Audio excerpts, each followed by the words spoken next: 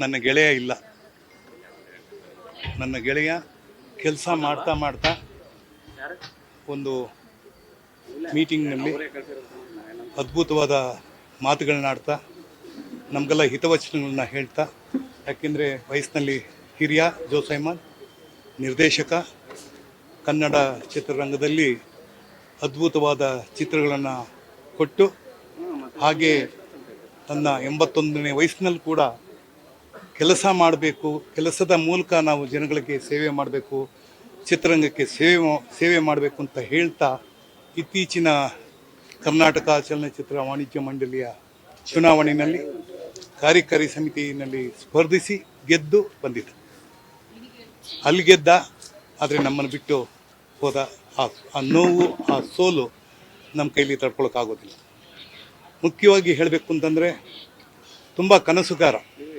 ಇವತ್ತಿನ ಚಿತ್ರರಂಗದಲ್ಲಿ ಇಂತಹ ನಿರ್ದೇಶಕರು ಸಿಗೋದು ಬಹಳ ವಿರಳ.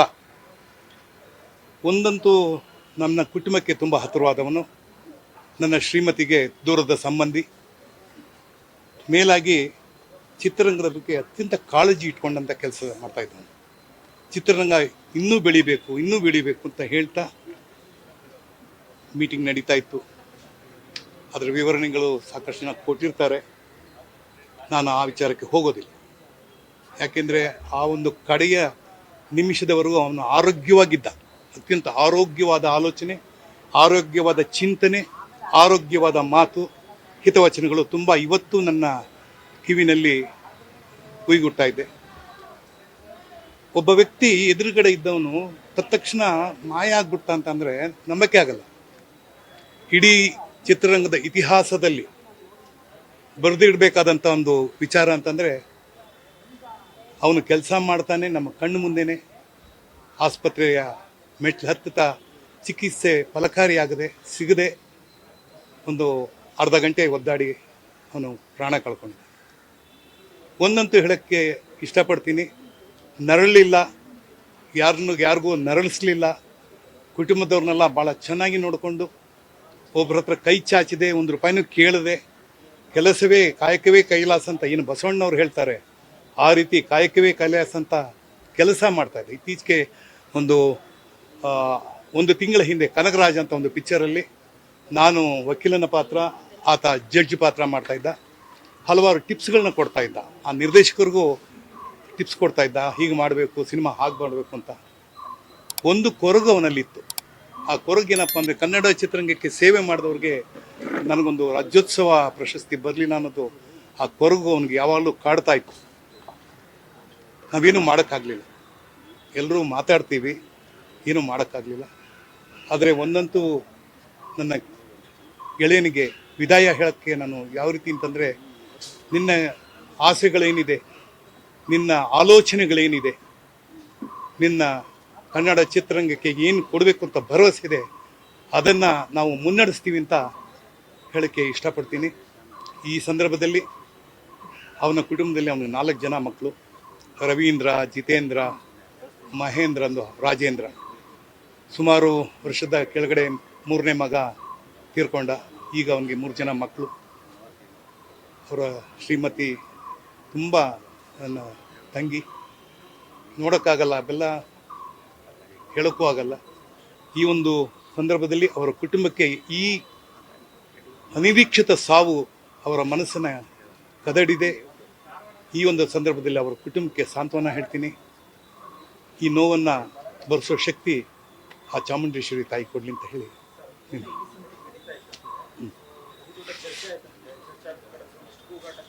ಇಲ್ಲ, ಅದು ಚರ್ಚೆ, ಕೂಗಾಟ, ಚೀರಾಟ ಯಾವಾಗಲೂ ನಡೆಯುತ್ತೆ. ಅದೇನು ವಿಶೇಷ ಅಂತ ಆಗಿನಲ್ಲ. ಒಂದು ಪ್ರಶ್ನೆ ಎತ್ತಿದಾಗ ಅದಕ್ಕೆ ಪರ ವಿರುದ್ಧಗಳು ಇದ್ದೇ ಇರುತ್ತೆ. ಆದರೆ ಅದು ಈ ಸಾವಾಯಿತು ಅಂತ ಅದಕ್ಕೆ ಕಾರಣ ಹೇಳೋಕ್ಕಾಗೋದಿಲ್ಲ. ಯಾಕೆಂದರೆ ಒಬ್ಬ ವ್ಯಕ್ತಿಗೂ ಒಂದು ಚರ್ಚೆಗೂ ಒಂದು ಸಾವುಗೂ ಸಂಬಂಧ ಇಲ್ಲ.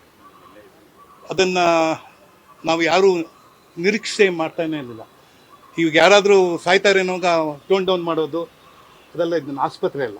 ನಾವು ನಡೆಸ್ತಾ ಇದ್ದದ್ದು ಮೀಟಿಂಗು, ಪರ ವಿರುದ್ಧ ಇದ್ದೇ ಇರುತ್ತೆ. ಅದ್ರ ಬಗ್ಗೆ ನಾವು ಕೂಲಂಕುಷವಾಗಿ ಚರ್ಚೆ ಮಾಡ್ತಾಯಿದ್ವಿ ಅಷ್ಟೇ. ಹೇಗೆ ಮಾಡಬೇಕು, ಏನು ಮಾಡಬೇಕು ಅನ್ನೋ ಅಷ್ಟೇ ಕೇಳ್ತಾ ಇದ್ವಿ. ಅವರಲ್ಲಿ ಒಂದಿತ್ತು, ನಾವು ಒಂದು ಕೈ ಎತ್ತು, ನಾವೊಂದು ಸರದಿಯಿಂದ ಬರ್ತಾಯಿದ್ವಿ. ಒಂದು ಸರ್ದಿ ಬರಬೇಕಾದ್ರೆ ಒಬ್ಬ ಕೈ ಎತ್ತದಾಗ ಏನಾಗುತ್ತೆ, ನಿಮ್ಮ ಸರ್ದಿ ಬರುತ್ತೆ ಸ್ವಲ್ಪ ವೆಯ್ಟ್ ಮಾಡಿದೆ ಅಷ್ಟೇ ಮಾತಾಡಿದ್ದೀನಿ ಏನು ಇಲ್ಲ. ಬಟ್ ಒಳ್ಳೆ ಸಲಹೆ ಕೊಟ್ಟರು, ಭಾಳ ಅತ್ಯಂತ ಅದ್ಭುತವಾದ ಸಲಹೆ ಕೊಟ್ಟರು. ಒಂದು ವಾರ್ಷಿಕೋತ್ಸವ ಅಂದರೆ ಒಂದು ಹುಟ್ಟುಹಬ್ಬವನ್ನು ಆಚರಣೆ ಮಾಡಬೇಕು, ಒಂದು silver jubilee, golden jubilee, platinum jubilee, ಸೆಂಟಿನರಿನ ಸಂಭ್ರಮ ಮಾಡಬೇಕು ಅನ್ನೋ ವರ್ಡು ಅವನ ಬಾಯಿಂದ ಬಂತು. ನಮಗದು ಒಂದು ರೀತಿಯಾಗಿ ನಮಗೆ ಮನಸ್ಸನ್ನು ಕೆರಳಿಸಿದೆ. ಯಾಕೆಂದರೆ ಎಂತಹ ನಿರ್ದೇಶಕ, ಎಂತಹ ಬರಹಗಾರ, ಲಿರಿಸಿಸ್ಟ್ ಅವನು ಬೇರೆ. ಹೀಗಾಗಿ ಇದಕ್ಕೂ ತಾಳೆ ಹಾಕೋಂಗಿಲ್ಲ. ನಮಗೇನಪ್ಪ ಅಂದರೆ ನಾವು ಇತಿಹಾಸದ ಪುಟದಲ್ಲಿ ಒಂದು ಕೆಲಸ ಮಾಡ್ತಾ ಇದ್ದವನು ಇವಾಗ ನಾಟಕಕಾರ, ನಟಿಸ್ತಾ ರಂಗಭೂಮಿನಲ್ಲೇ ತೀರ್ಕೊಂಡಿದ್ದಾರೆ. ಎಷ್ಟೋ ಜನ ಶೂಟಿಂಗ್ನಲ್ಲಿ ತೀರ್ಕೊಂಡಿದ್ದಾರೆ. ವಿ ಶಿವಾನಂದನವರು ಸೀರಿಯಲ್ ಮಾಡ್ತಾನೆ ಶೂಟಿಂಗಲ್ಲೇ ಕೊಲೆಪ್ಸ್ ಆಗಿದ್ದಾರೆ. ಅದು ಆರೋಗ್ಯಕ್ಕೆ ಸಂಬಂಧಪಟ್ಟ ವಿಚಾರ ಆಗಿರುತ್ತೆ, ಮತ್ತು ಅದು ನಮ್ಗೆ ಗೊತ್ತಿಲ್ಲದೆ ಇರೋದು. ಸೊ ಹಾಗಾಗಿ ದಯಮಾಡಿ ನನ್ನ ಮಾಧ್ಯಮದ ಮಿತ್ರರಿಗೆ ಕೇಳ್ಕೊತೀನಿ, ಇದನ್ನು ಎಲ್ಲೆಲ್ಲೋ ತೊಗೊಂಡು ಹೋಗಬೇಡಿ. ಇದು ಸಾವು ಆಗಿರೋದ್ರಿಂದ ನಾವು ಇದನ್ನು ಎಲ್ಲಿಗೂ ನಾವು ತಾಳೆ ಹಾಕಬಾರ್ದು. ನಮ್ಮ ವಾಣಿಜ್ಯ ಮಂಡಳಿ ಆಗಲಿ, ನಮ್ಮ ಕಲಾವಿದರ ಸಂಘ ಆಗಲಿ, ನಮ್ಮ ಇಡೀ ಚಿತ್ರೋದ್ಯಮ ಆಗಲಿ, ನಾವು ಯಾವತ್ತೂ ನಮ್ಮದು ಜಾಯಿಂಟ್ ಫ್ಯಾಮಿಲಿ. ಈ ಜಾಯಿಂಟ್ ಫ್ಯಾಮಿಲಿನಲ್ಲಿ ನಾವು ಒಬ್ರಿಗೊಬ್ಬರು ಸಹಕಾರವಾಗಿರ್ತೀವಿ. ಈ ಒಂದು ಸಾವು ನಮಗೆ ಮಾದರಿ. ಇನ್ನು ಮುಂದೆ ನಾವು ಯಾವುದೇ ಒಂದಾದಾಗ ಫಸ್ಟ್ ಏಡು, ಮೆಡಿಕಲ್ ಏಡು ಏನೇನು ಮಾಡಬೇಕು ಅಂತ ಆ ಕಡೆ ಆಲೋಚನೆ ಮಾಡ್ತಾ ಇದ್ದೀವಿ. ಒಬ್ಬ ಡಾಕ್ಟ್ರ್ ನಮ್ಮ ಜೊತೆ ಇದ್ದಿದ್ದು ಏನಾಗಿರೋದು ಅಂತ. ಯಾಕೆಂದರೆ ಆ ಮೆಟ್ಲಿಗೆ ಹೋಗೋ ಅಷ್ಟೊತ್ತಿಗೂ ಏನೇನಾಗುತ್ತೆ ಅನ್ನೋದು ಗೊತ್ತಾಗುತ್ತೆ. ಯಾಕೆಂದರೆ ಇದೆಲ್ಲ ನಮ್ಮ ಜೀವನದಲ್ಲಿ ನಾವು ನೋಡಿದ್ದೀವಿ, ನಮಗೆ ಆಗಿದೆ. ಮೂರನೇ ಮೀಟಿಂಗ್ ಅದು ಮೊದಲನೇ ಮೀಟಿಂಗ್ ಇಲ್ಲ ಅದನ್ನ ನಮ್ಮನ್ನು ಕೇಳಬೇಕು, ಬೇರೆಯವ್ರನ್ನ ಕೇಳೋದು. ನಾವೇ ಇದ್ದೀವಿ ತಾನೆ. ಮೊದಲನೇ ಮೀಟಿಂಗು ಎಲೆಕ್ಷನ್ ಆದ ನೆಕ್ಸ್ಟ್ ಡೇನೇ ಆಯಿತು. That was first meeting. ಎರಡನೇ ಮೀಟಿಂಗು EC ಮೀಟಿಂಗ್ ಆಯಿತು.